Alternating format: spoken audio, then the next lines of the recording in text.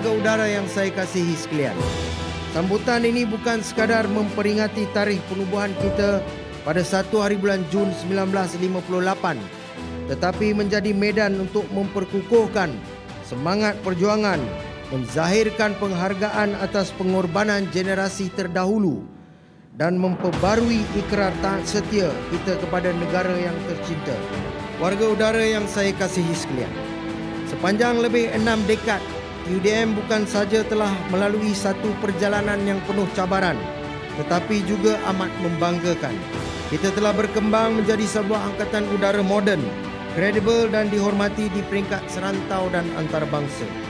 Perwira dan prajurit udara sekalian, alhamdulillah, UDM kini berada pada landasan yang kukuh dalam melaksanakan fungsi dan peranannya sebagai benteng pertahanan negara. Ini merupakan hasil sumbangan bakti seluruh kepimpinan dan warganya sejak tahun 1958 sehingga kini. UDM akan terus fokus dalam inisiatif peningkatan keupayaan dan kesiagaan, transformasi kapasiti warga, senggaraan berkesan, sistem logistik yang jitu, tadbir urus, keselamatan yang mampan dan work-life balance warganya.